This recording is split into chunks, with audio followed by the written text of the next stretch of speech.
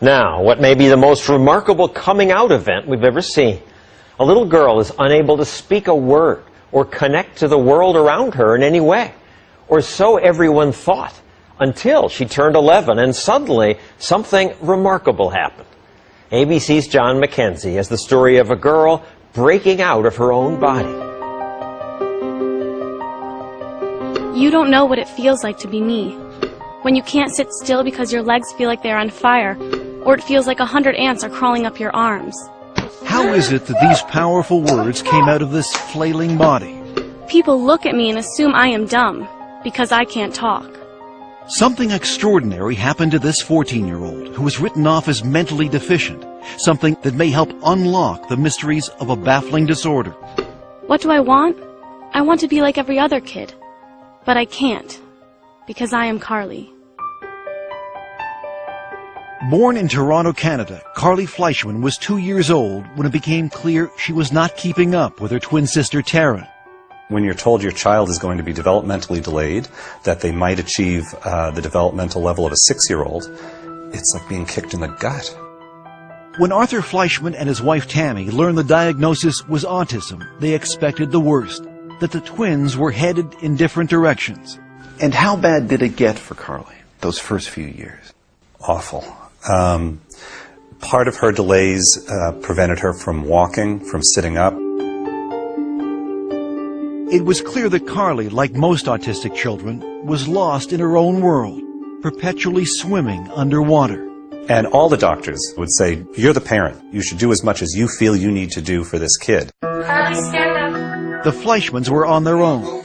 Experts told them that early intervention was critical. You use your fork. So ever since Carly was 3, her therapy has been intensive, unrelenting. This took about 40 to 60 hours a week of one-to-one therapy. She always had about 3 to 4 therapists working with her. And if you're not getting results with one approach, you move on and you try something else. You didn't give up. You pushed Carly. And when you look in Carly's eyes, you can see an innate intelligence. So we never gave up. We never gave up.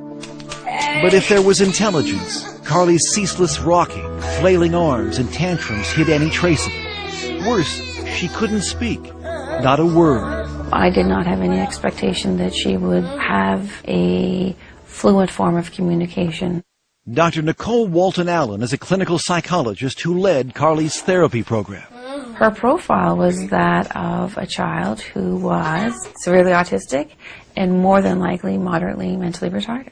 And did you ever think about institutionalizing her? We had friends saying, you know, you've been plugging away, spending thousands of dollars on therapy. You're not really seeing the progress. So, of course, you start thinking about, should she be in a group home? But you decided against it.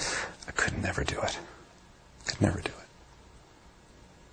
How can you give up your kid? Despite thousands of hours of therapy over months and years, Carly's progress was excruciatingly slow.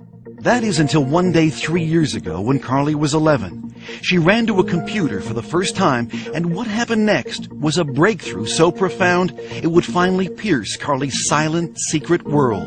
And she was quite distressed, and she starts to spell H-U-R, and it was like T, hurt. And then a little bit later on, she spells H-E-L, and we kind of pushed her to finish, and she puts P, so she spells help. Afterwards, she sort of got up, went behind the couch, and she threw up. Barbara Fenton Nash is one of Carly's longtime therapists. So what did this tell you? It told us that there was a lot more going on there than we knew. And to us, that was a breakthrough moment because we hadn't specifically taught her the words. And at first, we didn't believe it. Knowing this child for 10 years and never seeing her write a thing, of course you're going to be skeptical. Everyone was, including her other therapists, who were now desperate to see proof.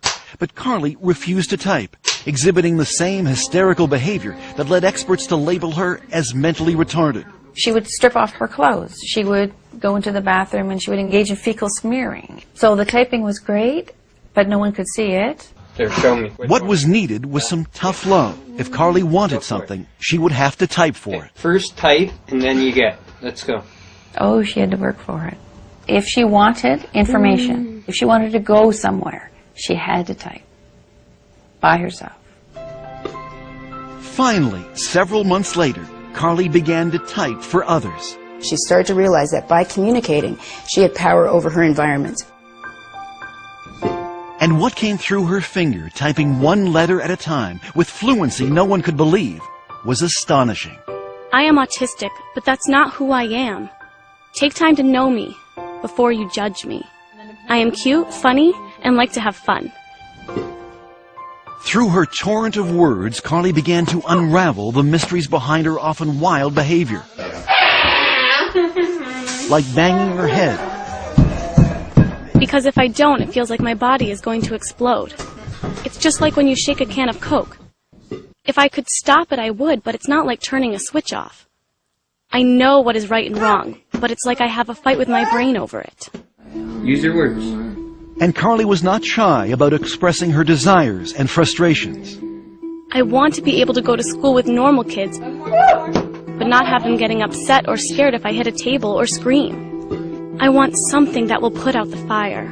We were also horrified because for years we had spoken in front of her as if she wasn't there. Now, for the first time, Carly was able to have conversations with her parents. You think you can write back to Dad? I want to go on a snowmobile. Can we do it? Will you go on one? I think it would be fun. So here's your daughter, and finally you get to meet her. Mm-hmm. What was that like? Overwhelming. Overwhelming.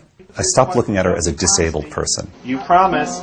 Did you lie to me? And started looking at her as a sort of sassy, mischievous teenage girl. I want people to know that no one is telling me what to say, and I don't have a hand up my butt like a puppet. Carly has been very clear that she sees herself as a normal child, locked in a body that does things that she has no control over.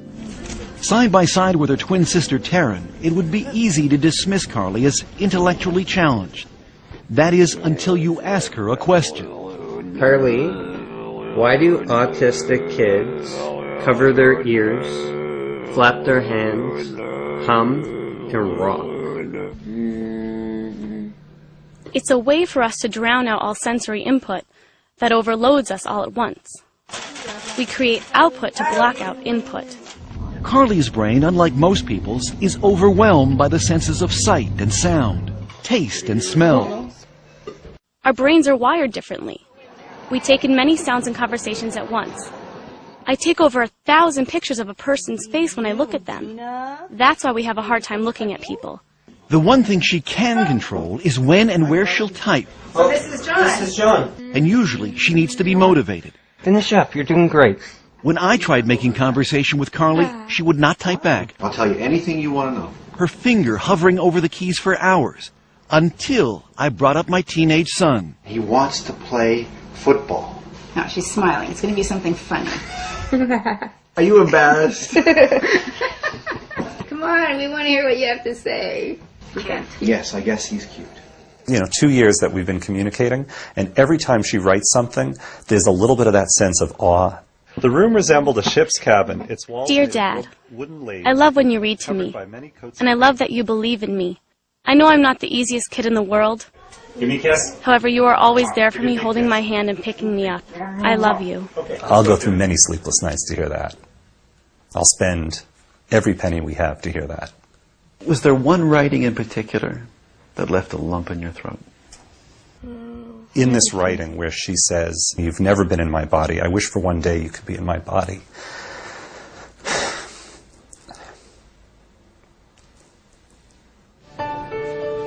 A year after we first met Carly, she is happier, calmer, more independent. Come on, let's get this in the pan. She's even writing a novel. I think that humankind is just oblivious to things that have been around for many years. She also has her own internet blog and twitters regularly, answering questions from people all over North America. I think Carly knows that she now has a voice that can help other kids. Now she looks at herself as someone who can make a mark on the world. And that's got to be life-changing. What do you hope for Carly now? I want her to be happy. I want her to have dreams and goals and accomplish those goals in spite of her challenges. I think the only thing I can say is don't give up. Your inner voice will find its way out. Mine did.